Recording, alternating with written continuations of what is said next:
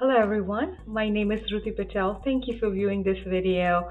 I'm here to talk about a topic called preventing burnout by practicing compassionate productivity. I am family and consumer sciences educator with the University of Maryland Extension, and my program focuses on nutrition, health, wellness, as well as stress management. So I hope you're ready, and I hope that this video helps you in some way to help prevent burnout before it even happens. All right, let's talk about what exactly is burnout. World Health Organization describes burnout is as a result of chronic stress, which is long-term persistent stress that happens at workplace. Usually as a result of burnout, one might feel completely exhausted or they see increase in the amount of negativity or negative thoughts and emotions as well as cynicism experienced in day-to-day life. The other aspect that one can experience as a result of burnout is also about the social isolation as well as reduced professional efficacy or efficiency. And so, if you're seeing one or two of these symptoms, I hope you take time to work on remedying the burnout that you might be getting towards.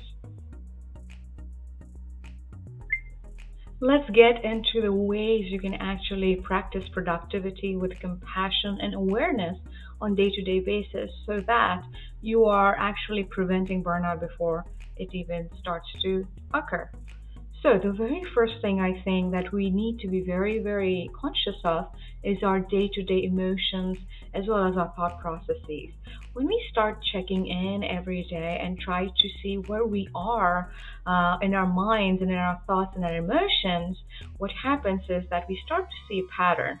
And that pattern is going to tell us of how well we are doing. Are we getting close to the burnout? Are we stressed but still are able to manage day to day life? Or are we actually stressed but it's actually all great amount of stress and it is helping you to be motivated at work, have really amazing results at the projects that you are handling, or having that amazing presentation you're looking forward to create. So there are different variations of stress we experience in our everyday life. And so, by keeping an eye on how we feel and where we are mentally and emotionally, is going to help you guide on what steps you need to take care of yourself. One way to become more aware about these emotions and thoughts and where we are in our physical sensations, etc., is to actually practicing techniques like mindfulness. Mindfulness is a great way to get the engagement in the present moment. It is non judgmental practice and it is all about being compassionate and accepting of where you are in that present moment. So, if you have never tried it before, please look online. There are so many great resources, phone apps, as well as videos, social media, blogs available that can guide you on how you can practice mindfulness. It can be literally as simple as you taking deep breaths and checking in. How is your body feeling today in that moment? Or how is your mind? How are your thoughts and emotions? And so just checking in like that can be a very powerful tool to prevent burnout.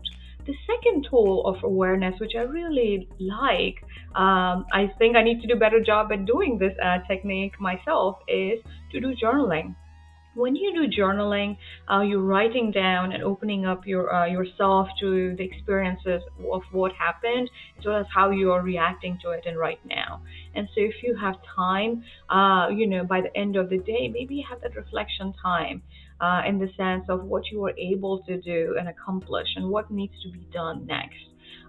Those can actually help you to identify where you are. It can also identify how you're doing with stress.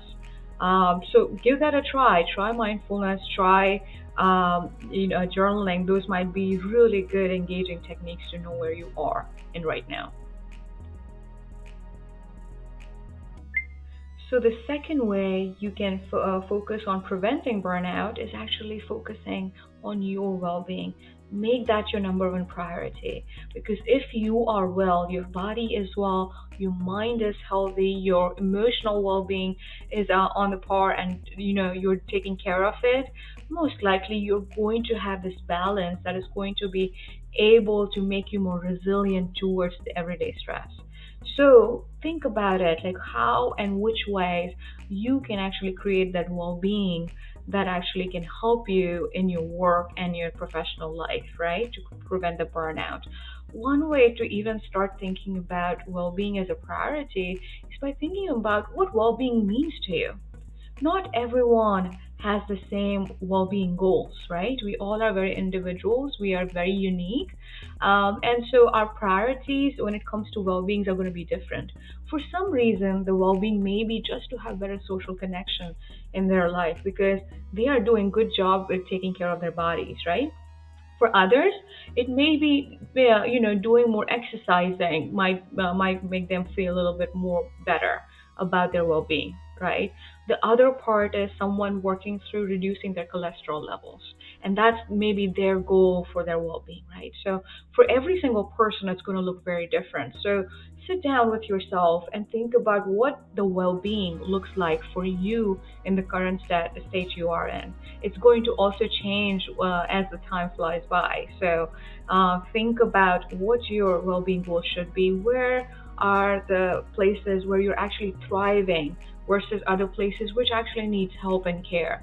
And so being compassionate towards yourself and working through those issues that you might be experiencing is a great way to actually prevent burnout.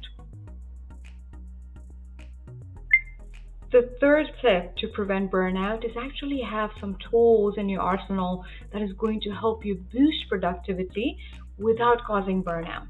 And so how we do that, right? It's a big question. So one way you can do that is to create better intentionality for your work. And so how we can do that is become more aware of what needs to happen in overall future versus near future, and then create better steps, more intentful steps that is going to help you to get to that overarching goal that you're trying to create. There are a couple of ways you can actually tackle that. One of my favorite tools to use when I'm thinking about those overarching goals and overarching professional concepts, to break them down into literally weekly schedule is literally mind mapping. I love using mind map, and I think maybe many of you might already be aware of that. Mind mapping is not just great tool for teamwork, it's also a great tool for personal work on identifying to-do lists. It's good for creating processes and also creating steps that you need to take in a week, in a day, in an hour, as well as one whole year or maybe a couple of years. So it depends on how involved you want to get with it. Mind mapping is great to actually also help you assess how far you have come and what are things you were able to do because of that rational processing that you have done using that mind mapping tool. There are several tools available online and through academic books, publications, which talks about mind mapping a lot. So I hope you use those tools to try to figure out how you can actually use that to be more productive.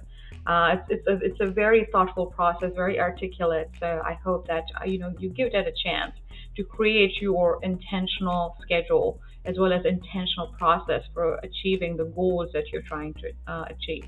The second tool to create better intentionality in your work life is actually to use Pomodoro technique. I mentioned that in one of the previous videos when I was talking about introduction to burnout. But Pomodoro technique is a great way to create a very sophisticated, simple process that can help you get through the task that you're trying to achieve. So basically, depending on the task you have at your hand, you can plan your day where you have an active engagement, active work on a specific task for a certain amount of time.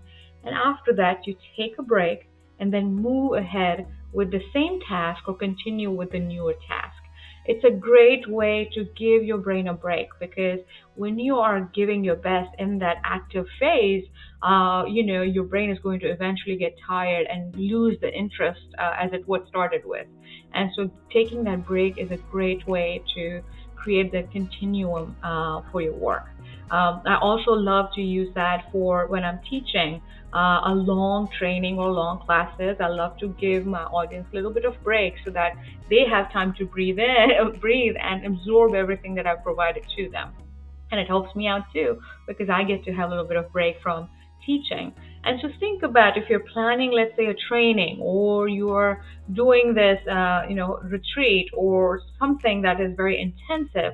How can you break it down into smaller segments so that it's easier on the people you're working with, and especially easier on you?